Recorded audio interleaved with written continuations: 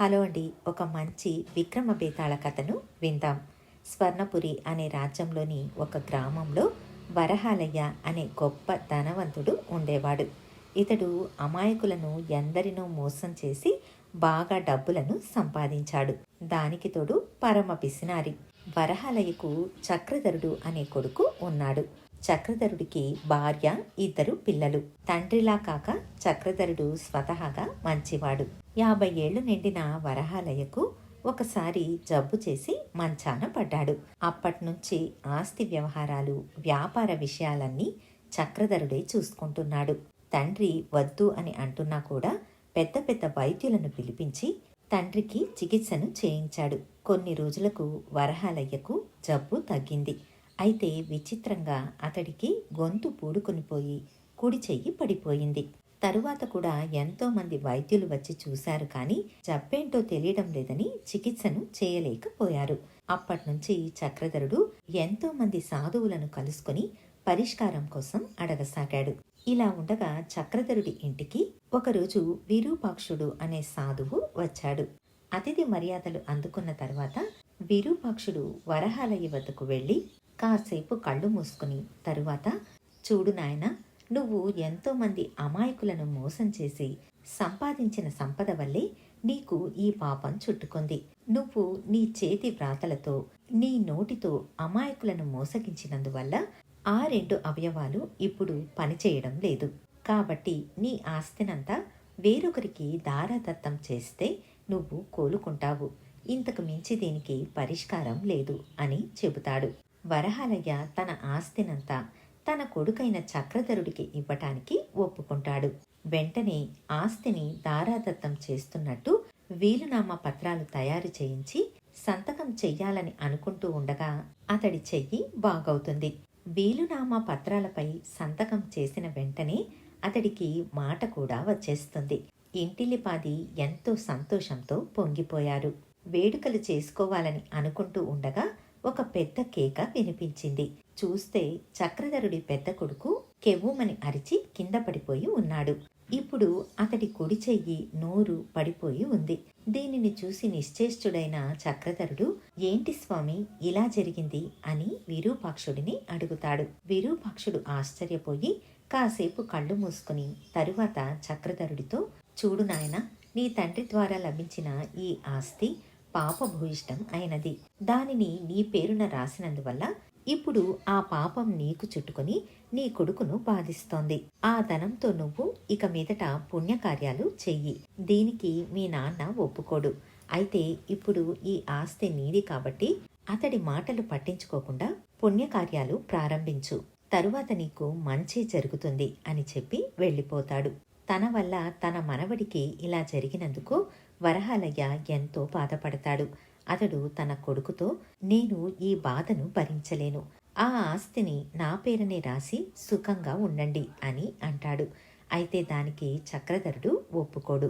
తన మనవణ్ణి ఇలా చూస్తూ ఉండలేక తన పాపాలు కడిగేసుకోవాలని వరహాలయ్య పుణ్యక్షేత్రాలకు బయలుదేరుతాడు. అప్పటినుంచి చక్రధరుడు పుణ్యకార్యాలు చేయడం ప్రారంభించాడు.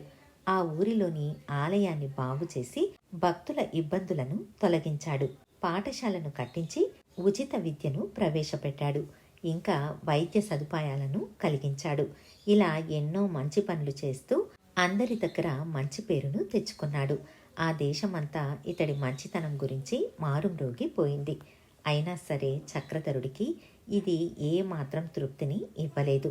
దానికి కారణం అతడు ఎన్ని పుణ్యకార్యాలు చేస్తూ ఉన్నా అతడి కొడుకు జబ్బు మాత్రం తగ్గడం లేదు. ప్రతిరోజు కొడుకు వద్దకు వెళ్ళి కన్నీరు పెట్టుకుని తాను చేస్తున్న పుణ్యాలన్నీ వృధాగా పోతోందని విచారించసాగాడు. అయితే అతడి ఆదాయం మాత్రం రోజు రోజుకు పెరగసాగింది. చక్రధరుడి బంధువులు మాత్రం, ఈ పుణ్యం నీకు ఏం తెచ్చిపెట్టింది? నీ కొడుకు జబ్బును నయం చేయలేకపోయింది.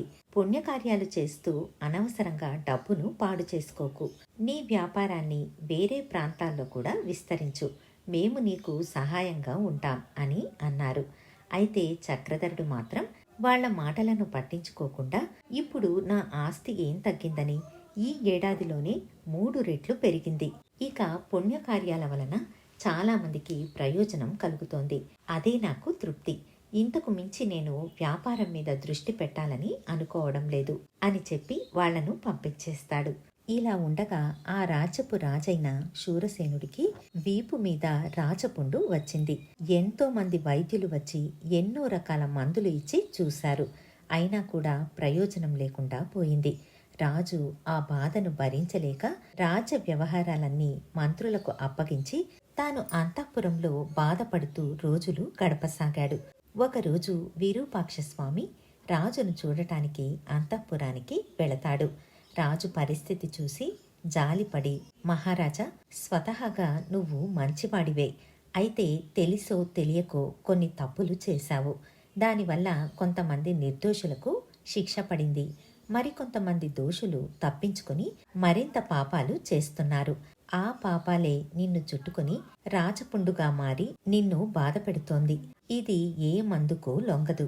అయితే దీనికి ఒక పరిష్కారం ఉంది. నీ రాజ్యంలోని ఎవరైనా ఒక పుణ్యాత్ముడు తన పుణ్యాన్నంతా నీకు దారాదత్తం చేయడానికి ఒప్పుకుంటే నువ్వు ఈ సమస్య నుంచి బయటపడవచ్చు అని చెబుతాడు. దానికి రాజు, స్వామి, ఆ పుణ్యాత్ముడు ఎవరు, ఎక్కడ ఉంటాడో చెప్పి పుణ్యం కట్టుకోండి అని వేడుకుంటాడు. దానికి విరూపాక్షుడు చక్రధరుడి పేరు చెబుతాడు. వెంటనే రాజు ఆజ్ఞ ప్రకారం భటులు వెళ్లి చక్రధరుణ్ణి పిలుచుకుని వస్తారు. చక్రధరుడు రాగానే రాజు విషయాన్నంతా చెబుతాడు. ఇది విన్న చక్రధరుడు విచారంగా, ప్రభు, నా పుణ్యం నా కొడుకు జబ్బును కాస్త కూడా తగ్గించలేకపోయింది. అటువంటిది మీ రోగాన్ని తగ్గిస్తుందన్న నమ్మకం నాకు లేదు అని అంటాడు. దానికి విరూపాక్షుడు, నాయనా, నీ పుణ్యం నీకు మేలు చేయడం లేదు అని అనుకున్నావంటే అది నీ అవివేకమే అవుతుంది. నువ్వు పుణ్యకార్యాలను చేసింది నీ తండ్రి ఆస్తిని ఉపయోగించుకొని. వేరే వాళ్ల ఆస్తితో పుణ్యకార్యాలు చేసినప్పుడు అది ధనం పెరగడానికి ఉపయోగపడుతుందే కానీ మన కోరికను తీర్చడానికి ఉపయోగపడదు. అందుకే ఏడాదిలోనే నీ ఆస్తి 3 ఇంతలుగా మారింది. అది నువ్వు చేసుకున్న పుణ్యం వల్లే. ఇప్పుడు ఆ సంపాదనతో నువ్వు పుణ్యకార్యాలు చేస్తున్నావు. ఈ పుణ్యంతో రాజుగారి జబ్బును నయం చేయవచ్చు అని అంటాడు. దానికి చక్రధరుడు, అంటే ఇప్పుడిప్పుడు నేను చేసే పుణ్యమే నా కోరికను తీర్చడానికి ఉపయోగపడుతుందన్నమాట. అలాంటప్పుడు ఈ మొత్తం పుణ్యాన్ని ఇప్పుడు నేను రాజుకు ఇచ్చేస్తే మళ్ళీ నా పరిస్థితి మొదటికే వస్తుంది కదా స్వామి అని అడుగుతాడు. దానికి విరూపాక్షుడు, ఆ నిర్ణయాన్ని నీకే వదిలేస్తున్నాను అని చెబుతాడు. చక్రధరుడు కాసేపు ఆలోచించి, నేను నా పుణ్యాన్ని రాజుగారికి దారాదత్తం చేయడానికి ఒప్పుకుంటున్నాను. నా కొడుకు జబ్బు నయం కావడానికి నేను ఇంకా ఎంత పుణ్యాన్ని సంపాదించాలో నాకు తెలియదు. ఇన్ని రోజులు ఆగినవాడు మరొక్క ఏడాది ఆగుతాడు. కాబట్టి నేను నా పుణ్యాన్ని రాజుకు ఇవ్వడానికి ఒప్పుకుంటున్నాను అని చెబుతాడు. విరూపాక్షుడు ఏర్పాట్లు జరిపించి మంత్ర ఉచ్చారణ చేయగా చక్రధరుడు తన పుణ్యాన్నంతా రాజుకు దారాదత్తం చేస్తాడు. వెంటనే ఆశ్చర్యంగా రాజు వీపు మీద ఉన్న రాచపుండు మాయమవుతుంది. రాజు ఎంతో సంతోషించి చక్రధరుడిని కౌగిలించుకుని నీకేం కావాలో కోరుకోమని అడుగుతాడు. దానికి చక్రధరుడు, రాజా, మీరు నాకేమివ్వాలని అనుకుంటున్నారో ఆ ధనాన్ని ప్రజల బాగోగులకు ఉపయోగించండి. మీ ఆరోగ్యం బాగయ్యింది, అదే నాకు తృప్తినిచ్చింది అని చెప్పి రాజు వద్ద సెలవు తీసుకుని బయలుదేరుతాడు. అతడితో పాటు విరూపాక్షుడు కూడా అతడి ఊరికి వెళతాడు.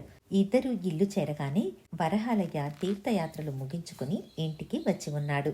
అతడు తాను తెచ్చిన గంగాజలాన్ని మనవడికి తాగించిన వెంటనే చక్రధరుడి కొడుకు మామూలు మనిషి అవుతాడు. బేతాళుడు కథ చెప్పి, రాజా, నాదొక సందేహం. చక్రధరుడు ఎన్నో పుణ్యకార్యాలు చేసినప్పటికీ తన కొడుకు జబ్బు నయం కాలేదు. అయితే పాపాత్ముడైన వరహాలయ్య గంగాజలం తెచ్చి ఇవ్వగానే మనవడి జబ్బు తగ్గిపోయింది. ఇదెలా జరిగింది? ఈ సందేహానికి సమాధానం తెలిసి చెప్పకపోతే నీ తల 1000 ముక్కలవుతుంది అని అంటాడు. దానికి విక్రమార్కుడు, ఎప్పుడైతే వరహాలయ్య తన ఆస్తినంతా తన కొడుకైన చక్రధరుడికి ఇచ్చి మనవడికి జబ్బు బాగవ్వాలని తీర్థయాత్రలకు వెళ్ళాడో అప్పట్నుంచి అతడు పాపాత్ముడు కాడు.